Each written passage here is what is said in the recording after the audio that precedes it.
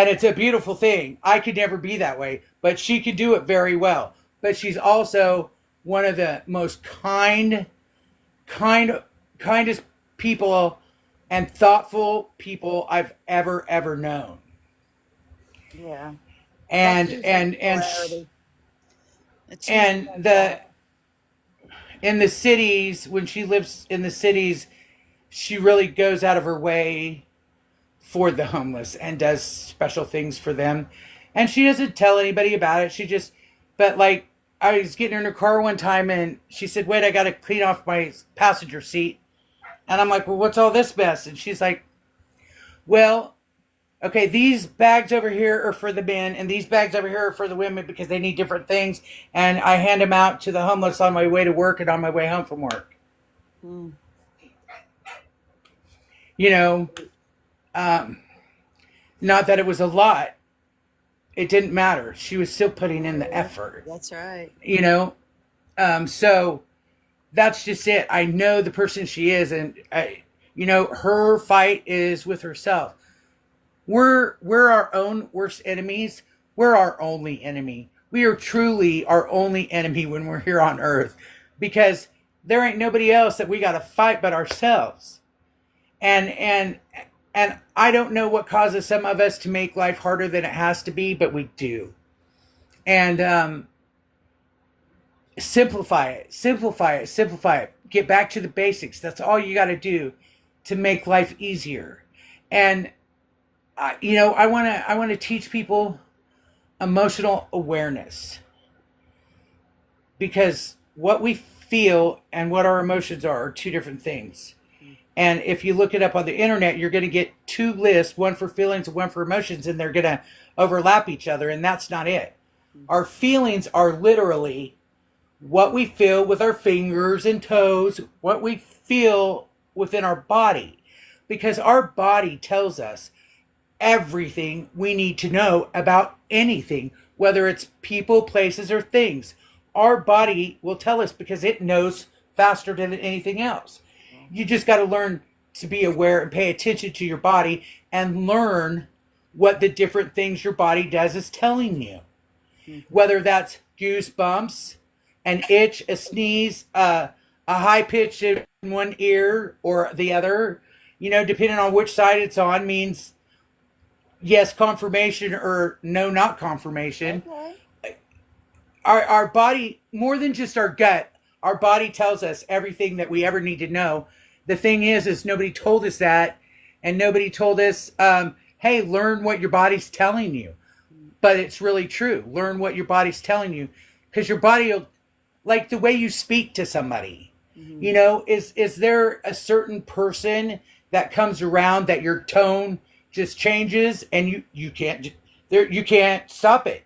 You can't stop that tone. You're just, when that person's around, you're going to talk in that tone or with that volume, because your body already knows that that person is not, no, they're not being honest. They're not being real. They're trying to, or whatever, but your body knows. So when you start recognizing things like that, oh, I talk to this person in a certain way that I don't like to talk to anybody. So generally what we do is we just get those people out of our lives and we don't let them come around. But there's always going to be adversity. We got workplaces. If we got kids, we got places we got to go with our kids. There's always going to be something or someone that rubs us wrong. And the first thing I ask myself when somebody rubs me wrong is, okay, what about me is like them? What about them is like me? That's what I evaluate first, trying to figure out, like, if there's parts of me that I haven't accepted yet, or there are parts of me that I don't like so much, is that why I don't like them? Because they have those parts about them too? Or is there something really, I don't want to know this person? Those are the things that I ask myself first, because I want to make sure it's not because there's a likeness that I don't like about us. Okay. And so that's how I evaluate that. But I also start paying attention to how I speak and interact with people, because that tells me a lot too about who I want to be around and don't. But like I said, there's times that you're going to have to be around people that maybe you don't feel like you jive with, and that's okay because you can be respectful. You don't have to respect somebody to be respectful, and you respecting other people or being respectful of other people doesn't have nothing to do with them.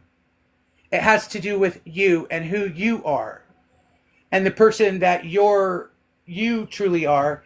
That's who you want to portray no matter what the situation is. You want to portray the authentic you. So in order to do that, you need to see or find a way to see that being respectful in the face of disrespect is truly the way to be.